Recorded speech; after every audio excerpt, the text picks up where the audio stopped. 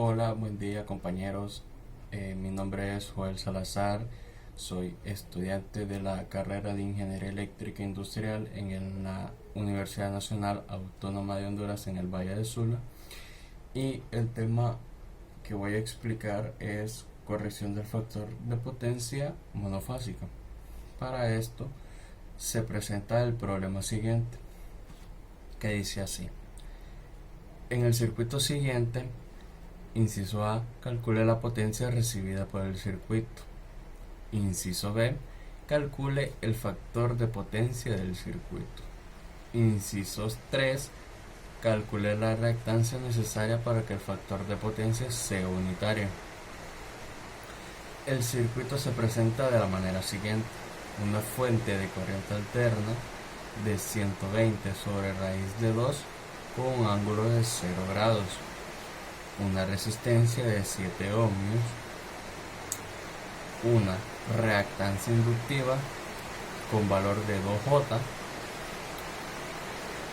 una reactancia capacitiva del valor de menos 4J, una fuente dependiente de valor 3 medios del voltaje 1.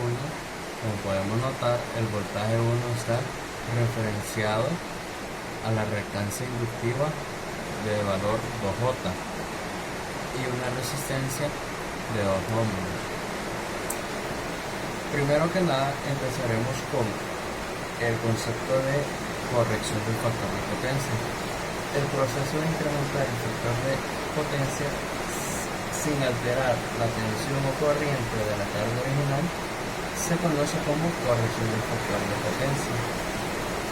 Es decir, que vamos a modificar o vamos a buscar la carga que haga la corrección, pero esta no va a alterar lo que es el voltaje y la corriente en la carga original que encontremos. Para la solución podemos notar que podemos proceder por un análisis de malla. En este caso podemos notar que es mejor trabajar con análisis de nodos que con análisis de malla. ¿Por qué? Porque si referenciamos el nodo de referencia en esta parte del circuito, podemos notar que este nodo y este otro nodo ya lo conocemos, y como única incógnita que tendremos va a ser este nodo. ¿Por qué no proceder por análisis de malla? ¿Por qué? Porque si notamos tenemos 3 mallas, además de una dependencia, es decir, ocuparemos 4 ecuaciones para resolver este ejercicio, y por lo tanto podemos notar que solo ocupamos el valor de este voltaje y el valor de esta corriente para encontrar la potencia recibida por el circuito, que será en esta parte del circuito.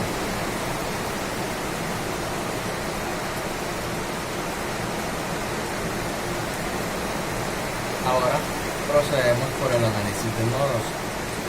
Para el nodo B1, este nodo, por ende, y como he explicado antes, ya lo conocemos, y este nodo ya lo conocemos porque está referenciado a la fuente dependiente y a la variable que ocupamos buscar. Procedemos entonces. Para el nodo B1, esta corriente va a entrar, esta corriente va a salir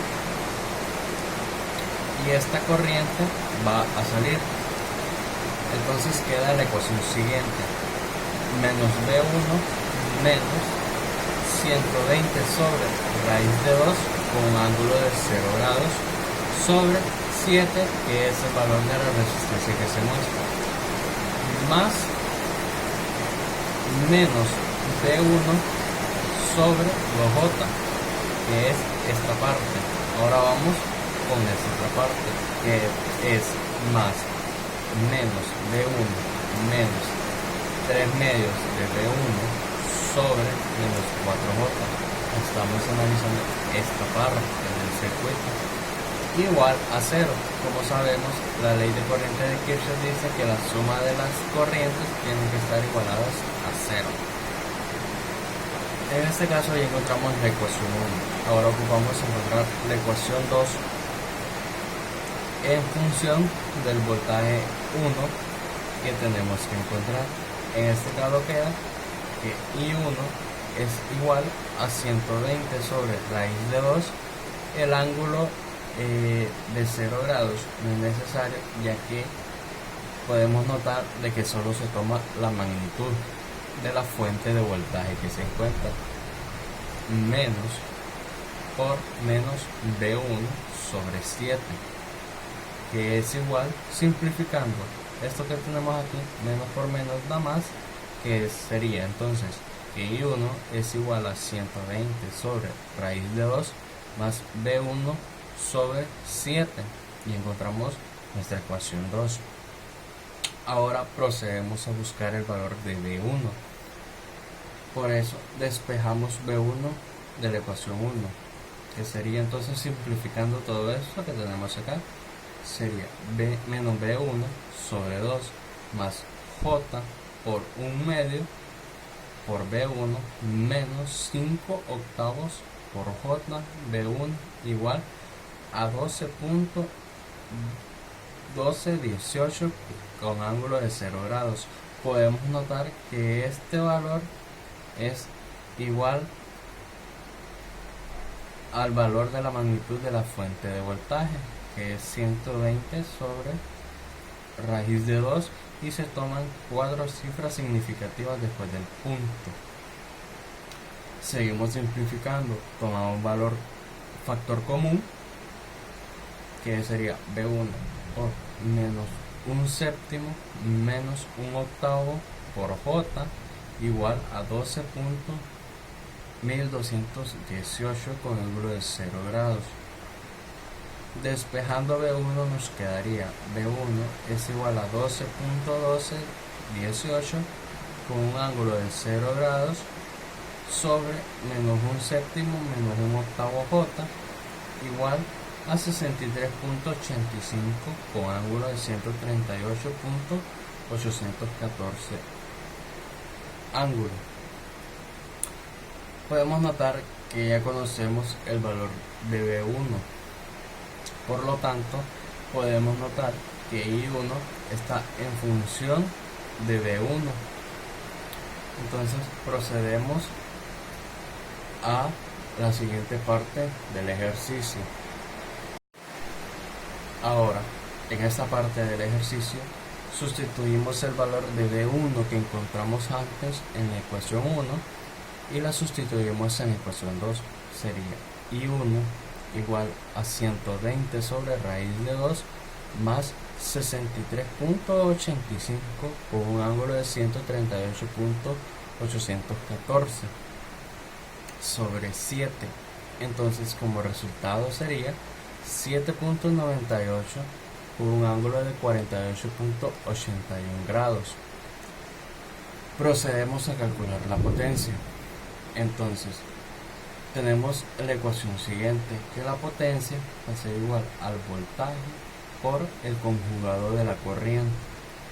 Es decir, que tenemos potencia igual a 120 con ángulo de 0 grados sobre raíz de 2 por 7.98 con un ángulo de menos 48.81, y notamos que este ángulo que tenemos aquí en I1 es positivo y aquí lo tenemos negativo, es decir que aquí estamos poniendo el conjugado de la corriente que encontramos.